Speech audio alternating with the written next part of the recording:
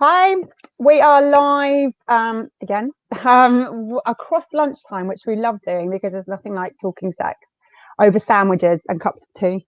It's the amazing Dominique, CEO and founder of the Healthy Pleasure Group, amongst so many other things. And Healthy Pleasure Group expands so much from advising brands, the school, the funds, the academy, just sort of reframing the whole kind of conversation around sexual health and pleasure.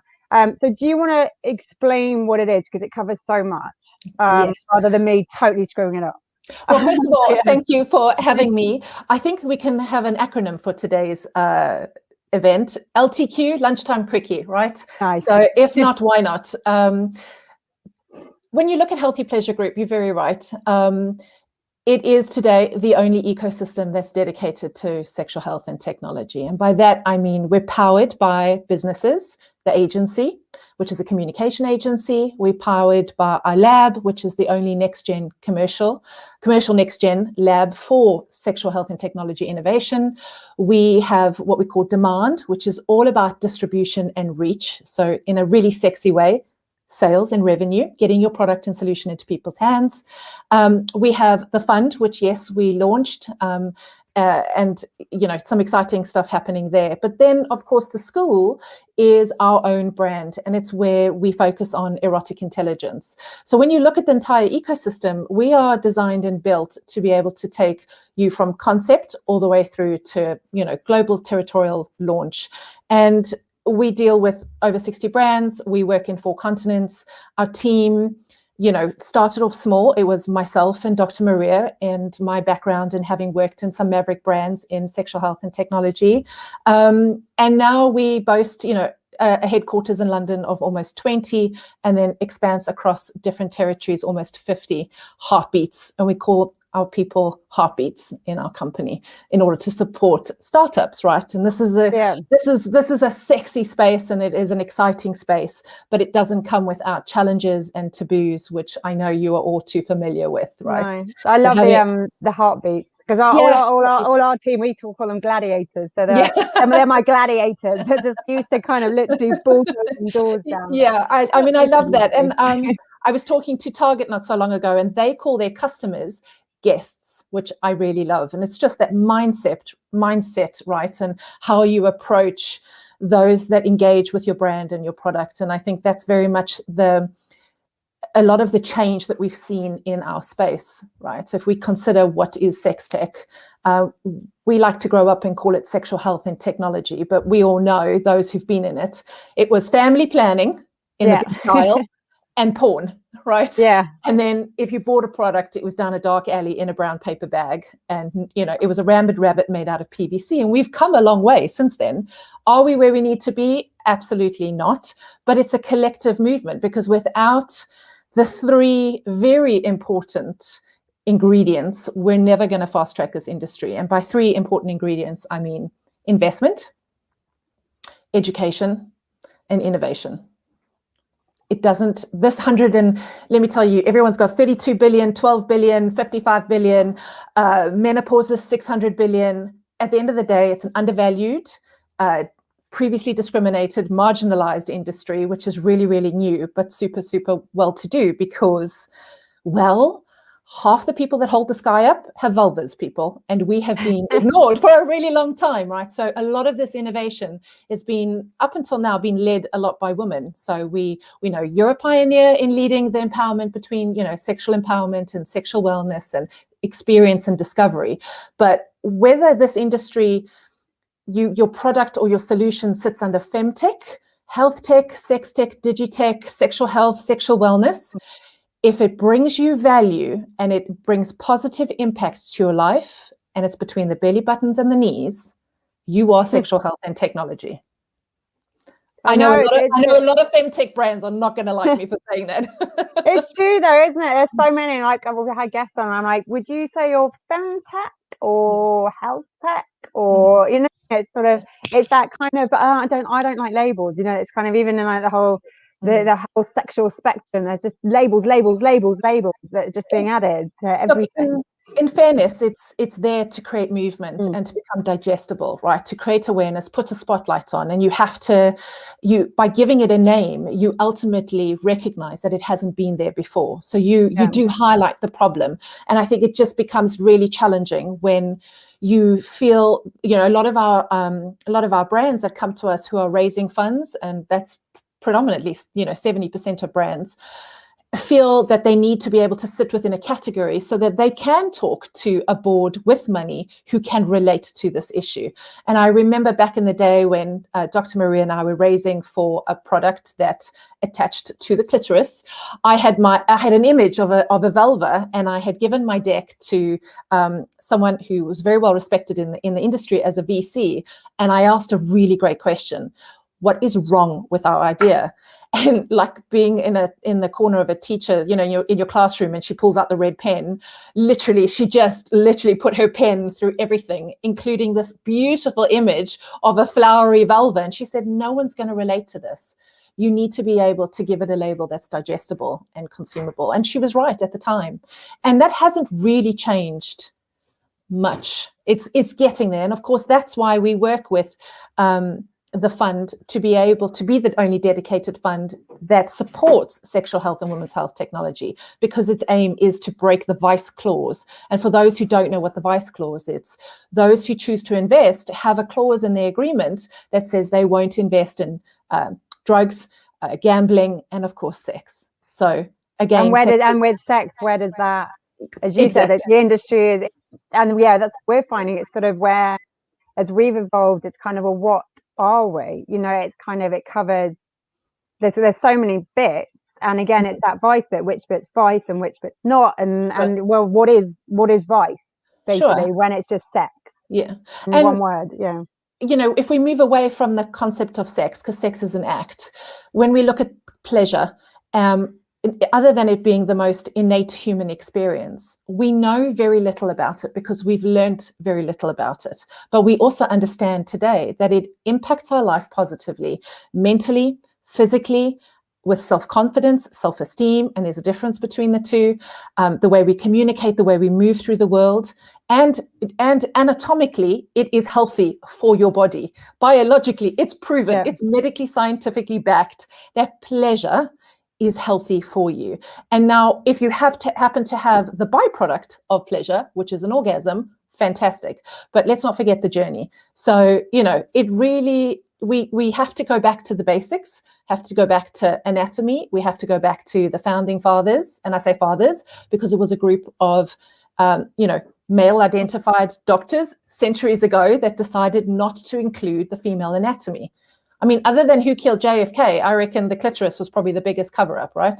Yeah, so I think it probably is still the world's, wonder of the world, really. It wasn't so long ago. I think it was in the 80s or 90s, right? Until I should know this date, but it wasn't so long ago when we discovered the anatomy of the vulva and the clitoris and the labia, and the biological and psychological impact, positive impact it brings to our lives, for those who are vulva owners. So it really does fascinate me that we're still having this conversation in 2021, and we're still having to convince people, heartbeats, that this is an important topic, and it will make for a more healthier, fulfilled human beings. We talk a lot about mental health, and this contributes to mental health. We talk a lot about physical health, heart health, but we shy away still about bringing the concept of pleasure and healthy pleasure into this conversation. And so your gladiators and other brands' gladiators and our heartbeats work really, really hard, right, to help brands and solutions talk to their consumers, because until we start to increase demand and the level of sophistication and education for consumers, then they will expect and demand, and then behavior starts to change, right, when you start to see social change. What do you think from working it? Well, first of all, because your background is like across loads and loads of brands and industries, and what made you go, right, this is it? Like, what's the fire in your belly that drives you to do what you do now and go and launch fully, tits up into this area, literally? Yeah, it's such a great question, Emma. So I originally come from shipping and international trade, so commerce has always been a passion for me. Business has always been a passion. I come from an entrepreneurial background family. And then I accidentally fell into brand architecture in the beauty industry for years, having worked for like L'Oreal Paris and other brands across the world. And then I found myself as a co-host on BBC Radio, just as I fell pregnant, so about 9 years ago.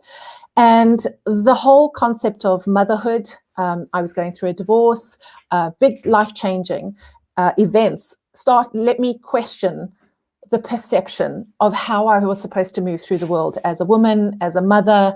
Things like, social media was telling me one story, and I was feeling like I didn't even get the memo that my body parts had shifted, like ever since I had a baby. No one was telling me the truth. And so I decided to, what some people would say, walk away from a successful career.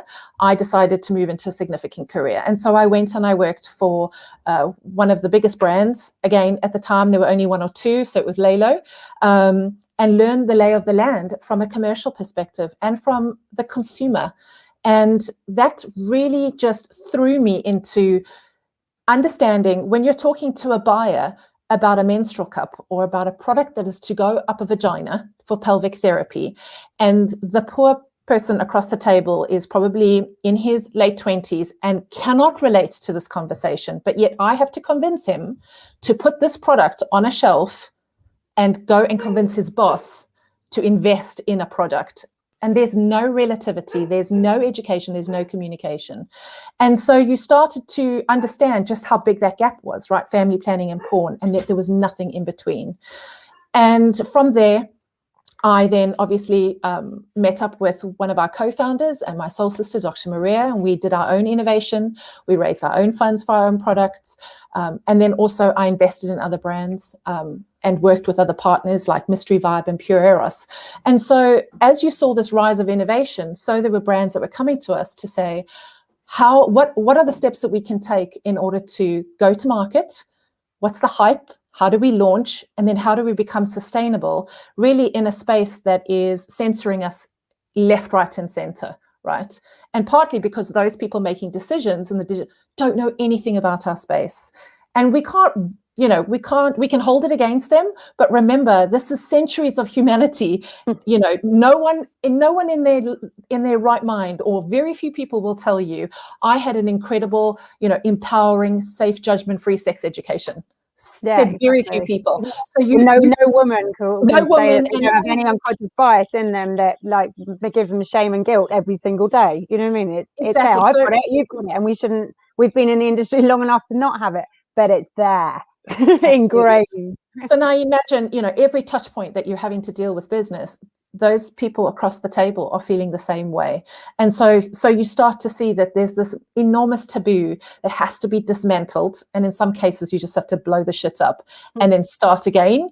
And brands ethically have a responsibility with their narrative and the vernacular and the lexicon to choose what that narrative is going to look like, because they're going to educate consumers. They're going to educate buyers, suppliers, Google, Facebook, and they have not only the duty, but if you are positive about your brand, this is a great opportunity, and those who are serious about it, grab that opportunity and really think about how they're going to launch to market.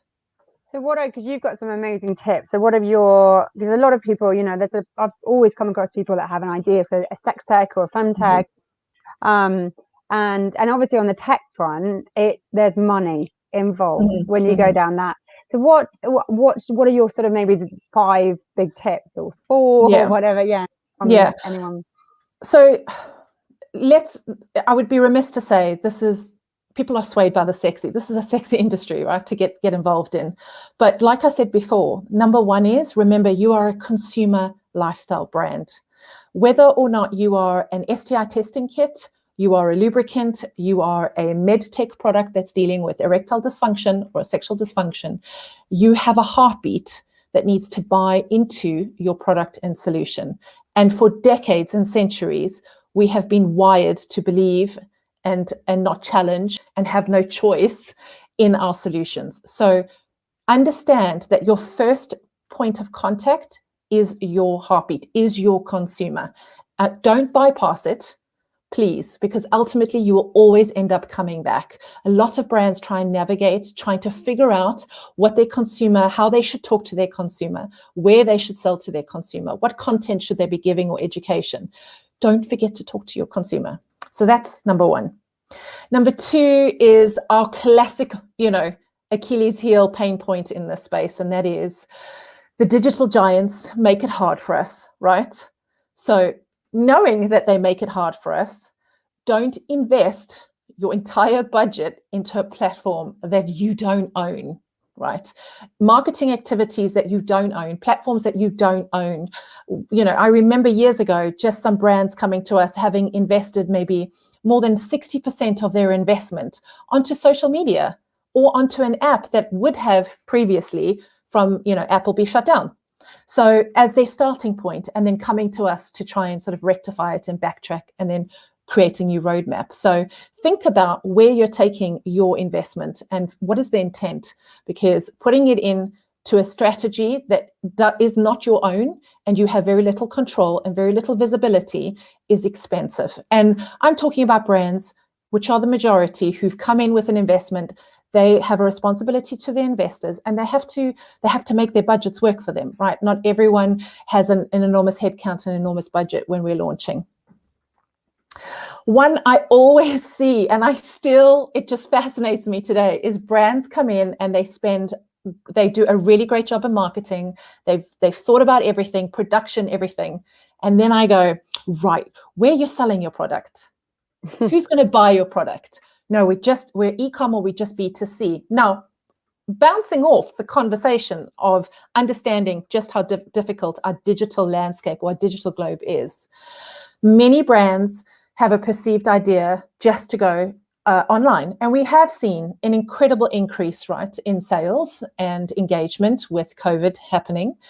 However, this is not repeatable and it's not sustainable.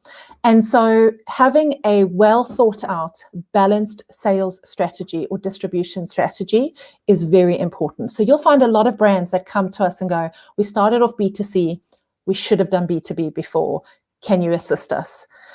Now, there's a great opportunity right now, and there's a silver lining to this, because 6 years ago, you had very little option. Today, Boots has got their own dedicated sexual wellness platform in stores.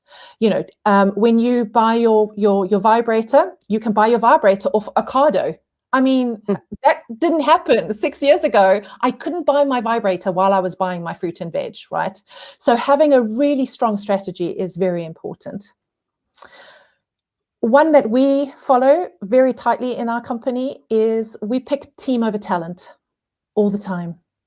Team over toxicity and team over talent. You call them gladiators, which I love the name of, because we all know that you really have to lean into the space, right? We have to be sex positive in order to, bust those taboos, create new roadmaps, navigate uncharted waters.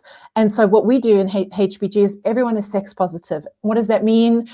They either, have done a sexual relationship and educations course, or they've developed their own product, or they are 1000% invested in the space to see change.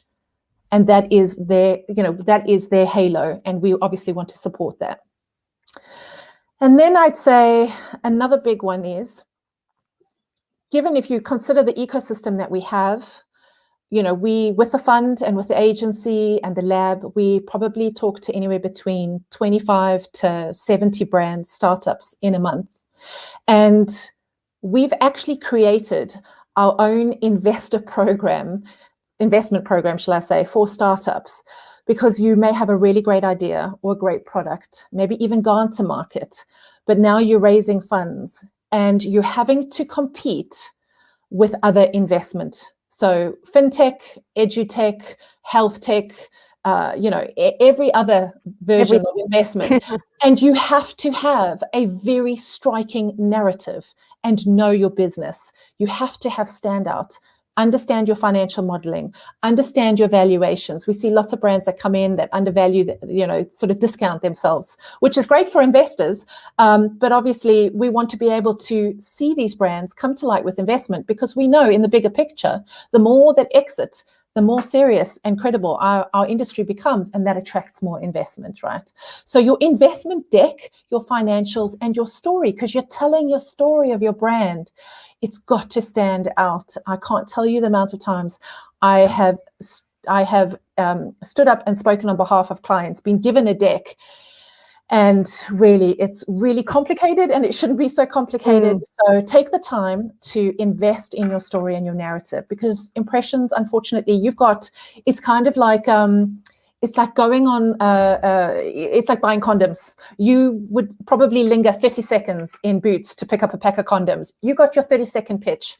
You got to be able to tell your story well.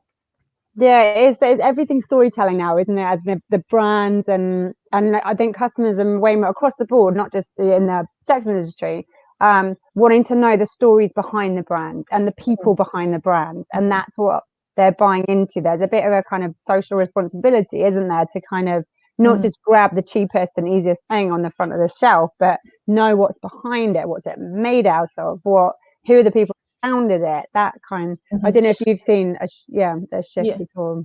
Well, you picked up two very good points there. Number one is, we know that people invest in people, right? And it's always heartwarming to know that majority of our startups that we talk to, their innovations have come from their own personal stories, whether it's personal struggle, personal experience, and that resonates when we hopefully work really hard to make that resonate within that brand and to help them develop that story. And so I do believe that a lot of the culture and the sexiness, shall I say, and the real authenticity of our space comes from those stories. That's why we always say it's a collective of innovation. And then you're absolutely right. The expectation of the consumer is what we call sophistication. So, 10 years ago or 5 years ago, you saw vibrators coming out claiming medical grade silicone or body safe silicone, which was really important because previously we only had PVC options. Today, if a vibrator shouts out medical grade silicone, it's not a unique selling point, right? It's an expectation, because as consumers, as women, as vulva owners, we expect our brands to be thinking about safety, sustainability, cost effectiveness. And just on the vibrators, sector alone, it's a very noisy place. So when people come up with us with new vibrators and they're all the same price, I'm like, will it make me coffee in the morning? Because I'll tell you what, that would be the perfect. I mean, wouldn't it just, if it made me coffee in the morning, I would happily pay £250. Never mind plated in gold. I just wanted to walk the dog, feed my child, and make me coffee. Exactly. But yeah, so your level of sophistication, you're very right. And as we bring in more innovation and investment, and the more we talk about it, like platforms like this, so the expectation will change, and the education and sophistication. And just on that point, we've spoken a lot about women, and we've spoken a lot about vulvas and innovation being led by women. The male sexual wellness industry is booming. Yeah. And will continue to boom. We work a lot within the premature ejaculation and erectile dysfunction, and it still fascinates me when you look at premature ejaculation. Just Google it, right? And then we had My Hixel on last week. Exactly. Yeah. I mean, incredible product, incredible innovation. But you just the imagery alone, you've got man in head in hand, and a very miserable partner in the background. And we have done, hundreds of interviews where we know that men don't want to be spoken to like they're broken. They don't want super capes. They want to be able to pleasure their partner, experience pleasure, and yet have only been given a pharmaceutical or a medical product that has had side effects or no visibility.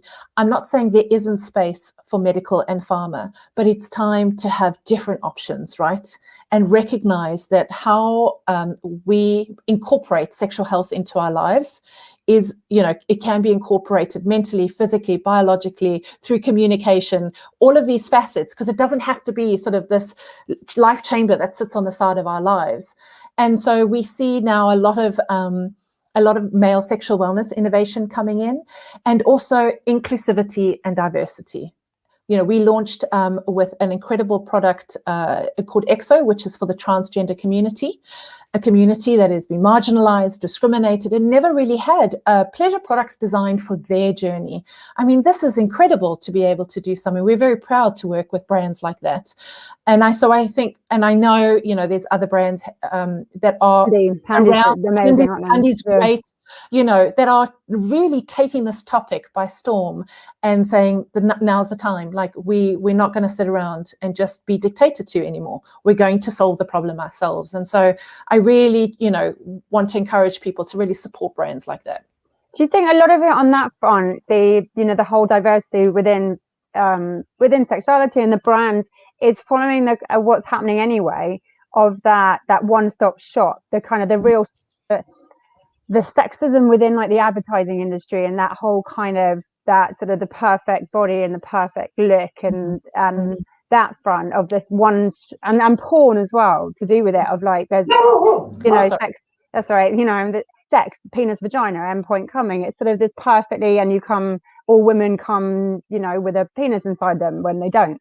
I mean, this kind of, do you think that the old school messaging just across the board and shaking that up, and now, because a lot of the issues with like men is they think they have to perform and they think they have to last 45 minutes, and just that's all shifting.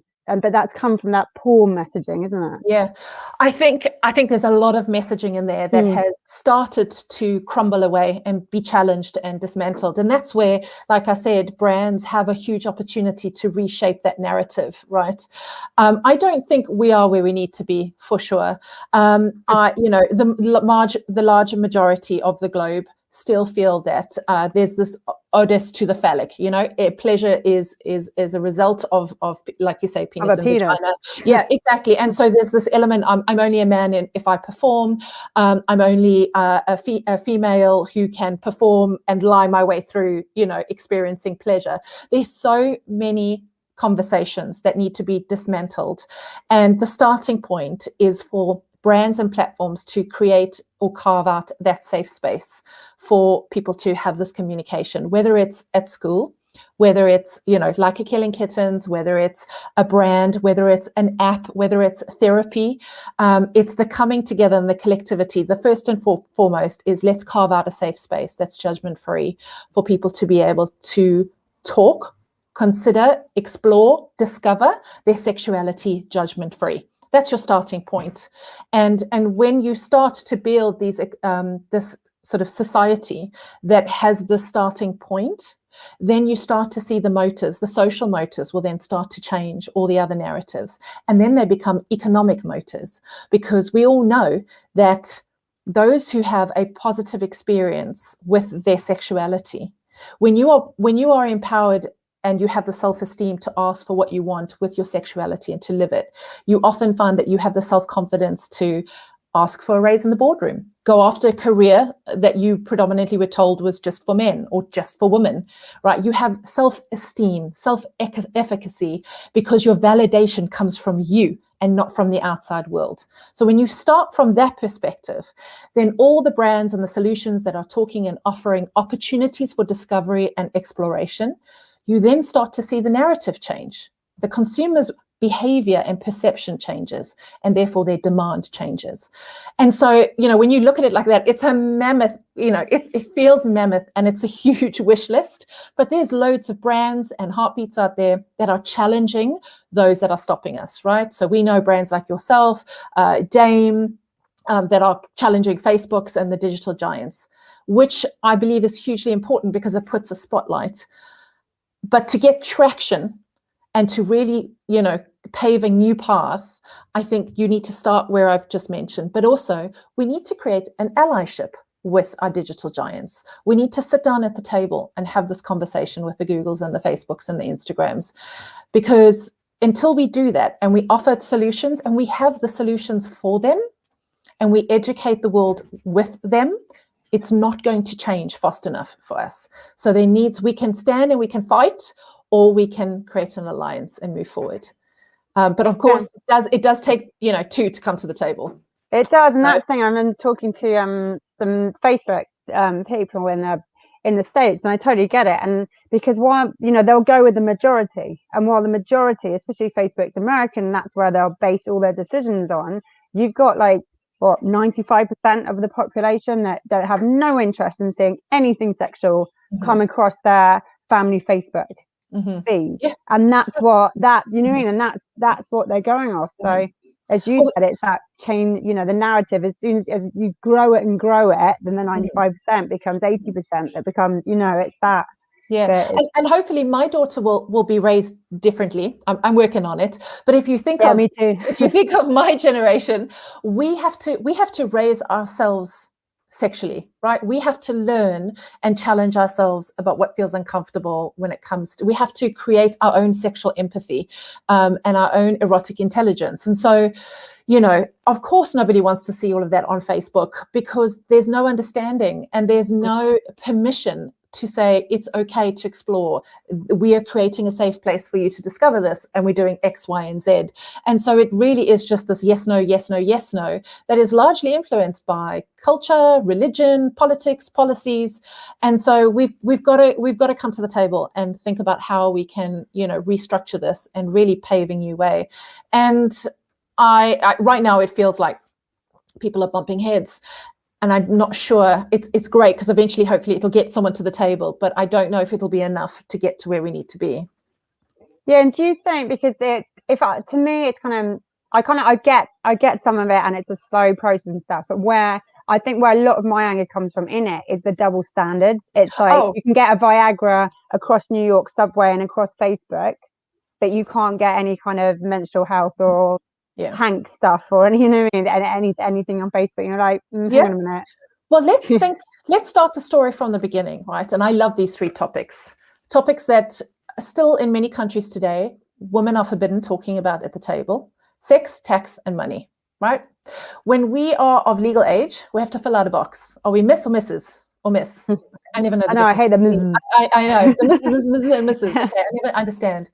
What we are not educated on as human beings, never mind, you know, if what we present ourselves as, female or male, is how those boxes, when we tick them, how they influence our lives. How many women do you know that understand what the tax implications are by ticking a box, whether you're Miss or Mrs.? Whether or not that gender pay gap is Miss or Mrs. or Mr., right? That box that you tick impacts your life in so many different ways and can literally deconstruct or constrict any form of empowerment to make decisions in your life. We are taught almost zero, unless you have a progressive family, about sex, tax, and money. And majority women are not taught or empowered about sex, tax, and money. Why? Because men have always controlled sex, tax, and money. And so when you fast forward into the year 2021, the same gender and the same rationale is controlling those decisions in societies.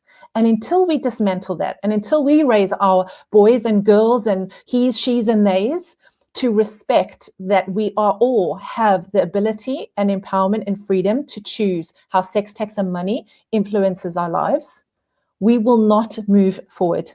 It will be, and if we do, it will be like crawling through sludge. We have to start the story from the beginning. It's like pleasure. You know, everyone forgets about the concept of touch. Hugging is a wonderful thing. Holding hands is a wonderful thing. Everyone wants to go straight to the orgasm. I missed hugging. I miss hugging too. God help the next person I get my hands on. As soon as we're allowed, I'm literally going to be hugging it. Just squeeze them. Yeah. So yeah, I you know, you're very right. That is the reality today, that we're having to fight that decision. And you know, it's your gladiators and everyone else's gladiators that will inch away at that change. But we can't forget to teach our children and teach society differently, right? And it's time we all came to the table and had this conversation. And do you think, because you've got a daughter and I've got two littlies, mine like 2 and 4, and it's made me even more fired up, because I'm like, I could, you know, I was on a mission anyway, but when I'm looking at these 2 little girls thinking and angry about how I have what's going on in my world, and going, there's no way, I don't want them to have to do the same, and it charges you even more. Yep.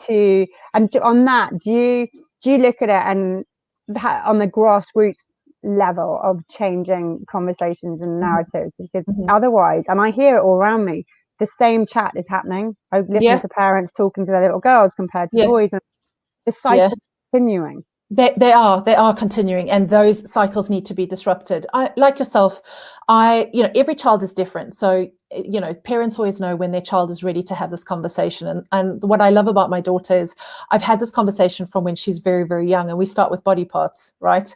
I've been thrown off a few WhatsApp groups at school because we call it a vulva, and we don't call it a private part. We're the same. Vagina. At each other the whole time. Exactly. My vagina.